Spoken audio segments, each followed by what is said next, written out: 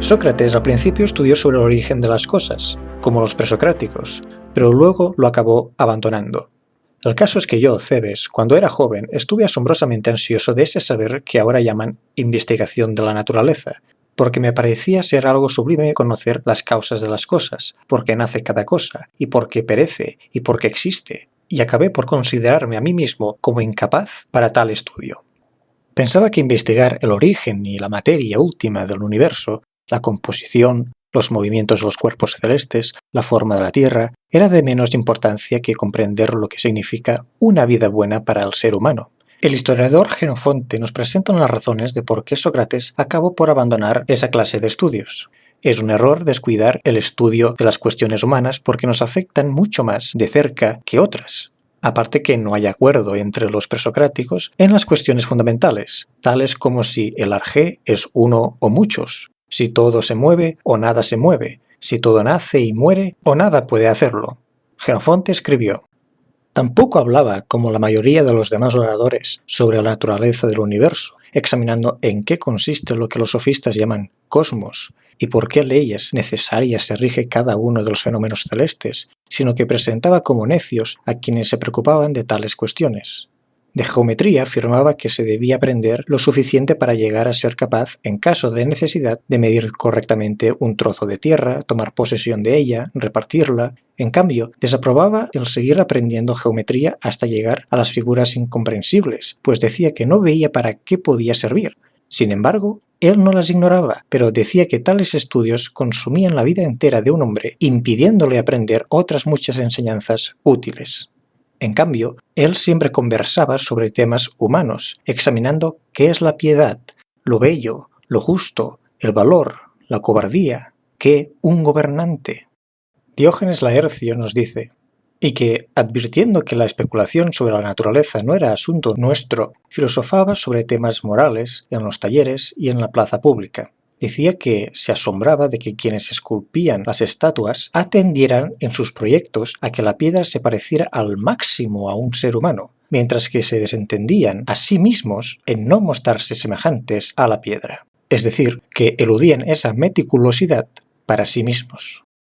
Desgraciadamente, Sócrates un día fue llamado a juicio, debido a que, desde antiguo y durante ya muchos años, han surgido ante vosotros muchos acusadores míos, sin decir verdad alguna, y además hablaban ante vosotros en la edad en la que más podíais darles crédito, porque algunos de vosotros erais niños o jóvenes. Dicho esto, hay que intentar arrancar esa mala opinión que vosotros habéis adquirido de mí durante tanto tiempo. Y con respecto a esa mala opinión sobre Sócrates, se comenta: no hubiera surgido tal fama y renombre a no ser que hicieras algo distinto de lo que hace la mayoría. ¿Y qué era eso diferente que hacía Sócrates y no la mayoría que lo llevó a juicio? Empecemos por el principio.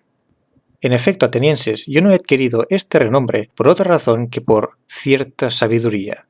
¿Qué sabiduría es esa? Crefonte una vez fue a Delfos y tuvo la audacia de preguntar al oráculo si había alguien más sabio que yo. La Pitia le respondió que nadie era más sabio. Tras oír yo estas palabras, reflexionaba así: ¿qué dice realmente el Dios? Yo tengo conciencia de que no soy sabio. ¿Qué es lo que realmente dice al afirmar que yo, Sócrates, soy muy sabio? Y durante mucho tiempo estuve yo confuso sobre lo que en verdad quería decir. Más tarde, me incliné a una investigación del oráculo del modo siguiente. Me dirigí a uno de los que parecían ser sabios, en la idea de que allí refutaría el vaticinio y demostraría al oráculo: este es más sabio que yo, y tú decías que lo era yo.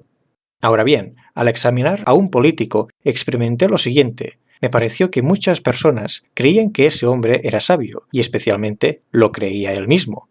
A continuación intentaba yo demostrarle que él creía ser sabio, pero que no lo era en realidad. A consecuencia de ello, me gané la enemistad de él y de muchos de los presentes. Después de esto, iba ya uno tras otro, sintiéndome disgustado y temiendo que me ganaba enemistades. Pero sin embargo, me parecía necesario dar la mayor importancia al Dios. Me pareció que los de mayor reputación estaban casi carentes de lo más importante para el que investiga según el Dios.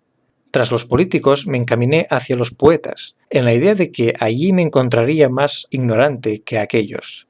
Pero también estos decían cosas muy hermosas, pero que en realidad no sabían nada de lo que decían. En último lugar me encaminé hacia los artesanos, pero incurrían en el mismo error que los poetas. Por el hecho de que realizaban adecuadamente su arte, cada uno de ellos estimaba que era muy sabio también respecto a las demás cosas, incluso las más importantes, y ese error velaba su sabiduría. El dios habla de Sócrates como si dijera: es el más sabio el que conoce como Sócrates que en verdad es digno de nada respecto a la sabiduría. O en otras palabras, creer saber cuando no se sabe nada, mucho me temo que es esa la causa de todos los errores que comete nuestro pensamiento, pues en esto precisamente es la ignorancia una cosa molesta, en que quien no es ni bello, ni bueno, ni inteligente, se cree a sí mismo que lo es suficientemente, y así el que no cree estar necesitado, no desea tampoco lo que no cree necesitar. Se puede aplicar perfectamente a las palabras de Sócrates al tiempo actual. Cuando se absolutiza un solo campo de estudio, uno se vuelve, entonces, ciego para los otros. A esto remite Ortega y Gasset cuando escribe que sería de gran interés hacer una historia de las ciencias físicas y biológicas para ver el proceso de creciente especialización en la labor de los investigadores. Se mostraría entonces que el hombre de ciencia ha ido recluyéndose en un campo intelectual cada vez más estrecho, y por tener que reducir su órbita de trabajo, fue perdiendo progresivamente contacto con las demás partes de la ciencia y con una interpretación integral del universo, que, al final, es lo único merecedor de los nombres de ciencia y cultura. Al especializar al individuo, la civilización lo ha hecho hermético y satisfecho dentro de su misma limitación, pero esta falsa sensación de dominio lo llevará a querer que su conocimiento predomine fuera de su especialidad, y con esta clase de profesionales ni siquiera está asegurado el progreso íntimo de la ciencia, porque ésta necesita de tiempo en tiempo una labor de reconstitución, y esto requiere un esfuerzo de unificación cada vez más difícil, que cada vez complica regiones más vastas del saber total. El especialismo, pues, que ha hecho posible el progreso de la ciencia experimental durante un siglo, se aproxima a una etapa en que no podrá avanzar por sí mismo si no se encarga una generación mejor. Cada profesión tiene sus puntos fuertes, pero también débiles, si le falta completar su saber específico con otros. Y esta misma insuficiencia se convierte en una distorsión de la verdad. Pues ya no se ven las cosas tal como son, sino como uno se ha acostumbrado a verlas. Por más autoridad que tenga un político, el escritor o el artista, esa misma autoridad no le vale para juzgar otros temas. Esto era lo que les pasaba a las personas interrogadas por Sócrates. Si preguntáramos al político qué es el poder o el amor, seguramente diría una definición diferente a la del médico o a la del obrero. Será una definición que estará influida no solo por las experiencias personales de cada uno, sino también decorada por los conocimientos que adquirió en su profesión. Hace falta un punto de vista que, sin rechazar las distintas perspectivas particulares, las abarque a todas, las unifique y las haga brillar en su verdadera luz. Y esa labor estaría a manos del filósofo. Bien, volvamos a Sócrates mediante este texto de Diógenes Laercio. El ateniense Crefonte trajo aquella respuesta que se divulgó famosa, a saber, de los hombres todos, el más sabio es Sócrates, a partir de lo cual fue objeto de extrema envidia, y especialmente porque además ponía en evidencia a quienes estaban muy orgullosos de sí mismos hasta parecer necios, como sin duda hizo con Ánito. Así que éste, que no soportaba el ridículo suscitado por Sócrates, primero incitó contra él a los del grupo de Aristófanes y luego logró persuadir a Meleto para que adujera contra él una acusación de impiedad y corrupción de los jóvenes. De modo que tenemos que bastantes ciudadanos de Atenas, al ser descubiertos por Sócrates como ignorantes y que su presunción y suficiencia propia quedaba sin fundamento, empezaron a acusar a Sócrates falsamente de impiedad y de ocuparse de corromper a los jóvenes, cuando, en realidad, según Aristóteles y otros, Sócrates ocupábase en cuestiones éticas solamente, en las virtudes, y trataba de definirlas universalmente.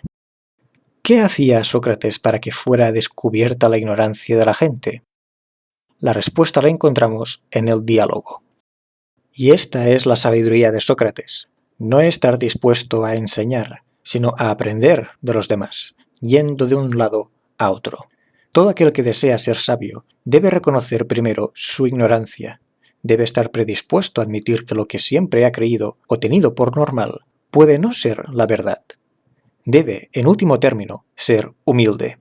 Si carece de esta cualidad, tenida por el Dios como la más importante para quien investiga, la sabiduría que pueda llegar a adquirir se le quedará velada, tal como decía Sócrates.